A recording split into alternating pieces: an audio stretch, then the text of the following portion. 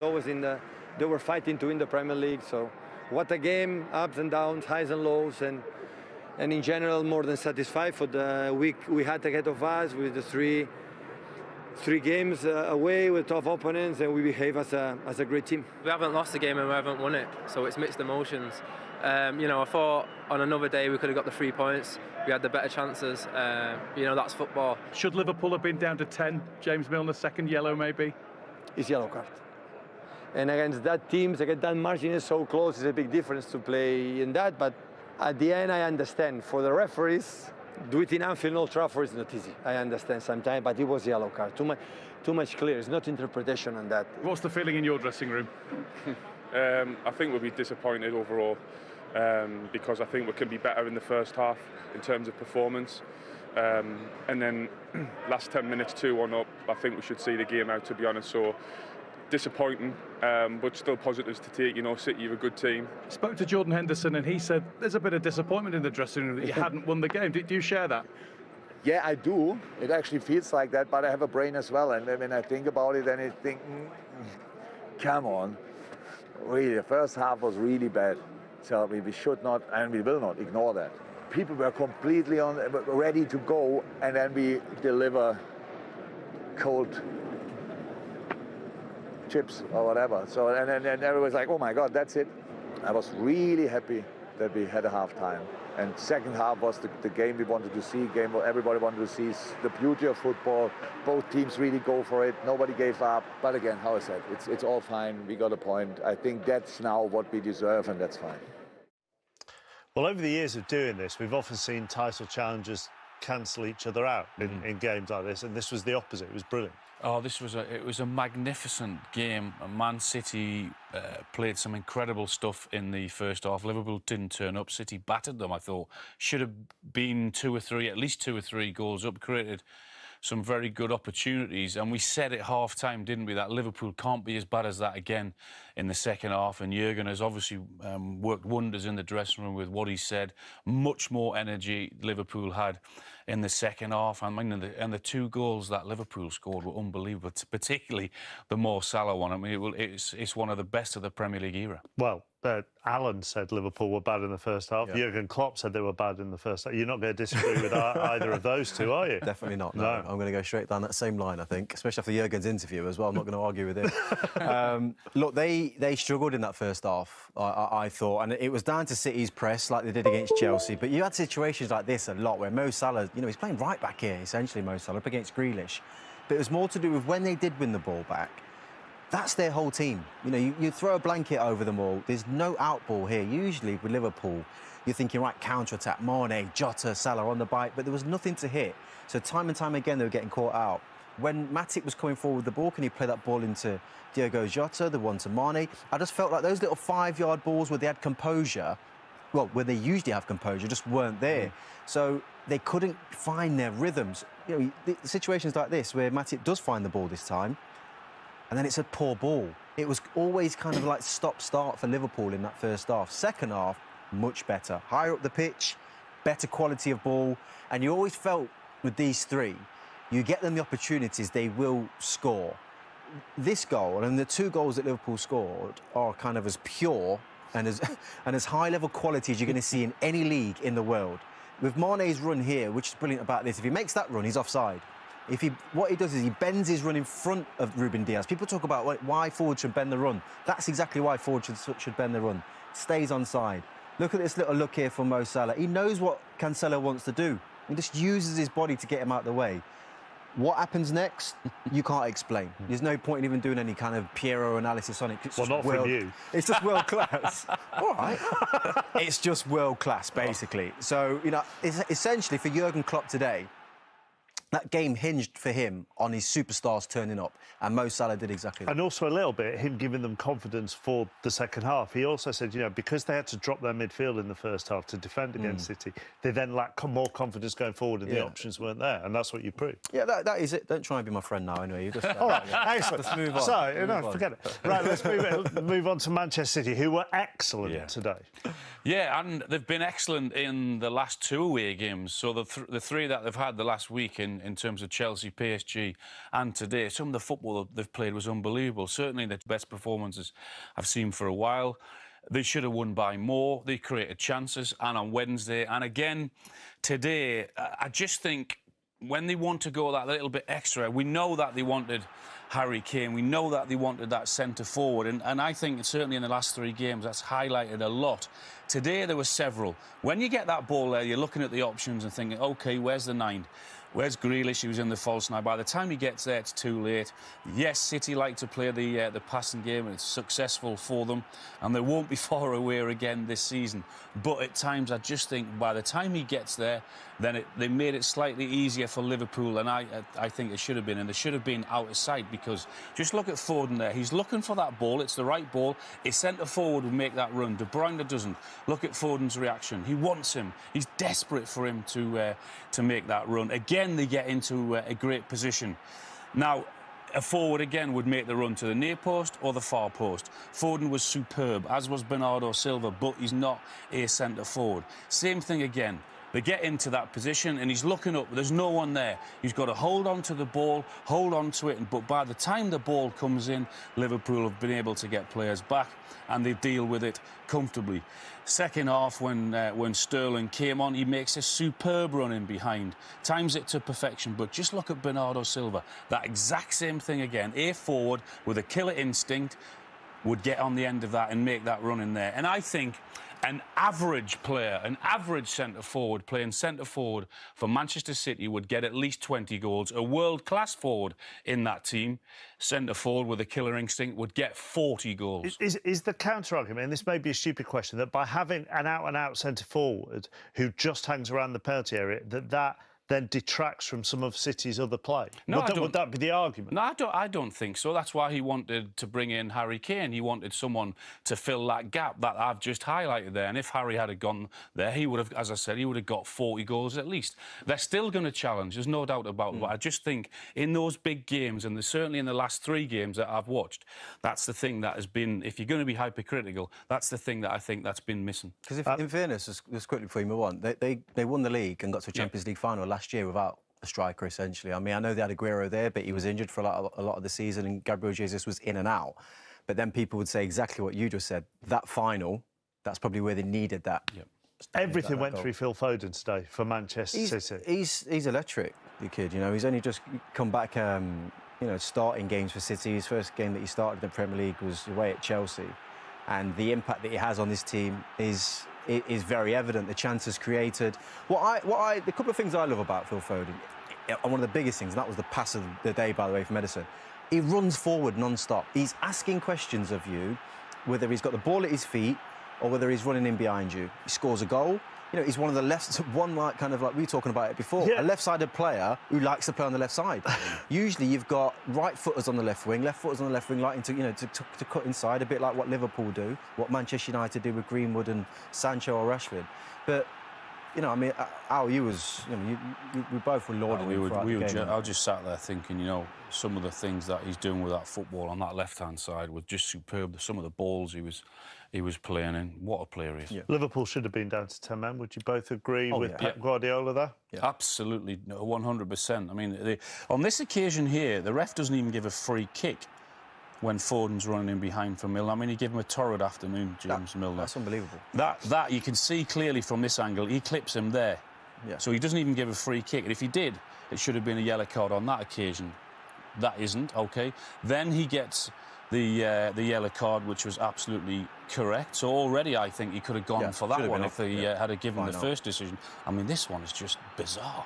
What the referee is thinking there, I wonder whether the referee thinks Henderson has clipped him rather than Milner. But that would be the only thing. It's the only defence you can give him. But he's still got the first one badly wrong as well. To get 2 so wrong. Yeah. I mean, James Milner and Liverpool definitely got away with one. And for all the attacking play, very, very quickly, what a block this is. Oh, I mean, the way he anticipates it, the way he reads the game, mistake by the goalkeeper, you need someone to come and bail it out, and Rodri certainly does that. Didn't have his best game, by the way, but had probably the biggest moment of the game for the team by doing that. You know, brilliant block. Hearts in Marf's time. OK. Still talking to me for the rest of the show? Just about, mate. Okay, Just good. about. Well, for any football fan watching that game around the world, that was an absolute treat. And I think Peter Drury said it perfectly at the end of his commentary. He said, we just didn't want it to stop. I have to totally agree with you there. Obviously, in the first half, City, after the first 15 minutes, City really pressed high against Liverpool. Liverpool seemed to be really unsettled with it and not keeping control of the ball, giving away sloppy passes, which City kind of capitalised on in their counter-attacks, but didn't have the end product at that time. So it was a fantastic game. So in the end, all is said and done, it was 2-2. Was that a fair result for you, Glenn? Yeah, I think if both sides are honest, I think it's a fair result. Liverpool obviously didn't really come out of the blocks at the start of the game. Why do you think that was? Just City just too dominant? Or? Yeah, City can do that to teams. Obviously, they've got fantastic players, and when they do press high and they press well as a team, then they're super tough to play against. So I think it's more that City were good than Liverpool, performing bad. So, but yeah, so like I say, I think it's a fair result. Yeah, and I guess Jurgen Klopp said it perfectly then. He said, thank goodness that football is a game of two halves. Because if anyone watched that first half, they wouldn't have been too impressed with Liverpool. But they were different in the second half. And actually, it was Mane that got the goals going. It was definitely different. And they pressed high, they won the ball. And it's a great passage of play here, the way Salah dinks it over him. And if you watch Mane, before he runs across him, he waits for Salah to come inside and then a one-touch finish. That's a hard chance. He still had a lot to do, especially running at full pace to do everything so quickly in motion. And it's a perfect finish in the far side. Defensively, could any of the defenders have done anything? I think Cancelo's going to want to do a little bit better there up on the halfway line. If you get that close to Salah, you've got to foul him or do something. He had absolutely no impact on it. But obviously, when Mo gets moving like that, obviously, it's very hard to stop. Yes. And obviously, like Righty says, the minute Mane drops that shoulder and gets a yard on you, he's so quick that it's going to be hard to react. The defender sort of got to preempt the fact that he's going to come across him and try and start sprinting early rather than waiting and reacting.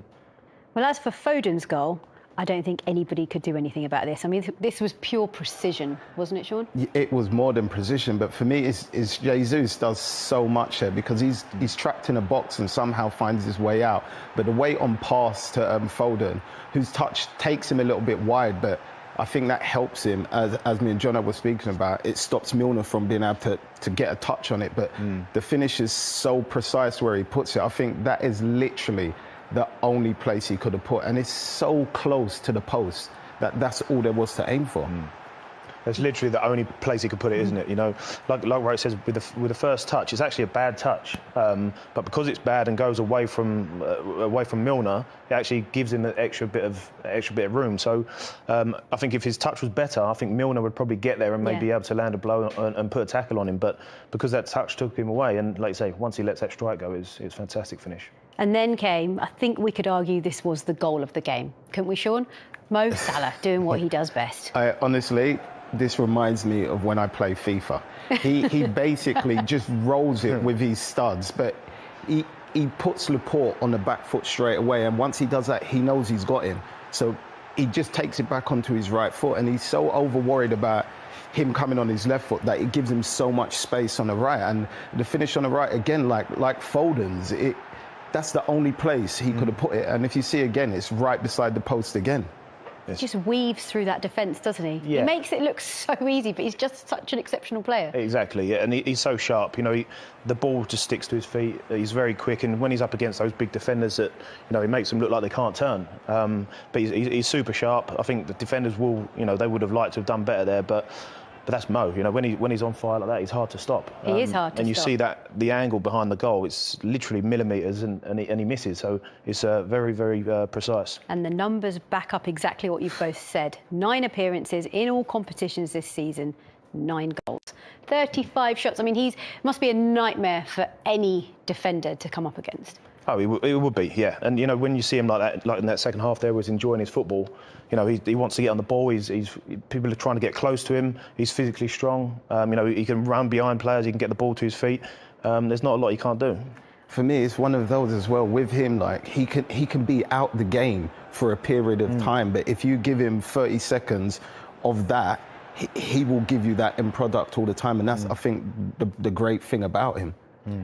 I think that Liverpool fans want the club to do everything they can to just hold him down and just get him signing a new contract, because without Mo Salah, you can see what he contributes to this team. Yeah. Oh, you can't. These players are hard to come by. And when you do get one in your camp, you need to do whatever you can to keep him. I'm sure, we all know he loves Liverpool. He's clearly loved at the club, so I don't think it's going to be the hardest deal in the world to get over the line. So I'm sure they'll get it sorted soon, hopefully. So Liverpool were hoping they'd got the job done, and then came Kevin De Bruyne. It's the man. First of all, his pass is exquisite, but it's one of those, they say follow your runner. I thought Walker made a mistake letting it go, but when you're a player like Kevin De Bruyne, no matter how it comes, whatever foot it comes to, he seems to hit it cleanly. But I also think Alisson has it covered, but the slight deflection takes it in. And sometimes when you're playing well, you need that bit of luck, especially at places like Anfield, because that's a very tough place to go to. You can see exactly what it means to Pep as well there. Yeah, exactly. And I think they'll be, the fact they've gone to Anfield and scored 2 goals, they'll probably be a bit upset they haven't actually come away with a win. But look, I think they performed really well. It meant a lot to them, as you see there in the celebrations. And like I say, I think 2-2 is a good result. They're from Kevin De Bruyne, talking about Anfield being a tough place to go. As an away player, was it the same for you going to Anfield? Most definitely was. I think it was one of the toughest places. And people used to say, when you first play in the Champions League and that song comes on and you get the goosebumps on your arms, it's basically like that at Anfield at the start of every game. Once they stand up and the noise starts, you really know, it's 12 minutes.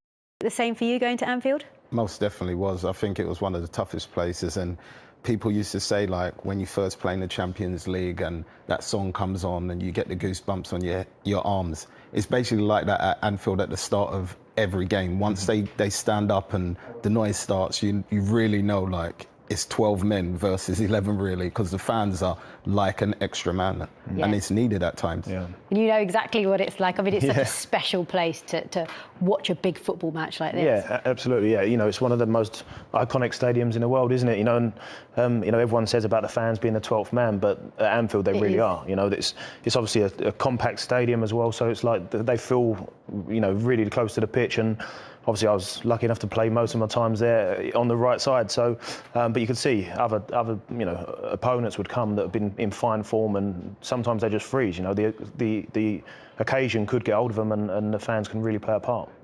Sean, controversial moment in the match. Milner was on a yellow card. He received 1 yellow, and should he have received a second yellow? This is the first one we're seeing right now, but there's no arguments about this, are there? No, that was just a great first touch by Foden. James Milner knew exactly what he was doing there. And in some ways, it was a good yellow card to take, because you don't know what could have happened on the other side. So hands up for that one. But this is great play by Bernardo. But that, for me, is 100% definitely another yellow card. That you can see he leaves his leg there on purpose, so he knows exactly what he's doing. And he doesn't try to get out of the way at all, does he? Knows. I think he probably forgot he was booked at that time, because it's a very daft tackle. So, but he's sitting there smirking now because he knows he's got away with one. He does know. You can see it's all over his face, and Pep, rightly so, was really annoyed by that. Yeah, he was so annoyed to the point where me and Jono was laughing about that. He didn't know what to do with himself, so he kind of just took off his jacket, put it on the back of the chair, and just sat down, sat down. Oh, I don't know what else to do. It just feels like, and I think he said in his interview, if it was a City player, he would have been sent off. Yes, obviously you don't want to see managers asking for players to be booked or sent off, but he's got a point. He's really frustrated, and because 10 men against City, it's going to be a tough 20 totally minutes. Different. Changes the game, so that will change the aspect of the game, and they probably would have gone on to win it. So you can sense his frustration, and like I say, Milner's he's got away with one. Well, aside from that, we are looking at 2 of the top teams in the Premier League that seem to be pushing each other to get better and better, and it's just brilliant to watch. Was that the game of the season for you so far, Sean? For me, so far, it definitely was. I think what was great about it is coming into the game before, obviously, this game, they had played 10 games, only 2 draws. So you kind of knew, or was hoping, that they would still continue with that, with goals in the game. But we got a draw, and it was exciting, and to a point, both teams could have won it in the end. So for me, it's a fantastic advertisement for the Premier League. Who wouldn't want to see that or be a part of it? It was exceptional, wasn't it? Actually, John Bond said that he thought that was the best City had played this season. Did you feel the same? I think they played fantastic today, but I think against Chelsea on the weekend before, I think they were unbelievable. They literally steamrolled them for 80 minutes, and this is up there, but sorry, Barnsley, I have to say you're wrong with that one. That's all right, you don't need to be sorry. OK, it's now time for a quick break, after which we will bring you the rest of Sunday's matches.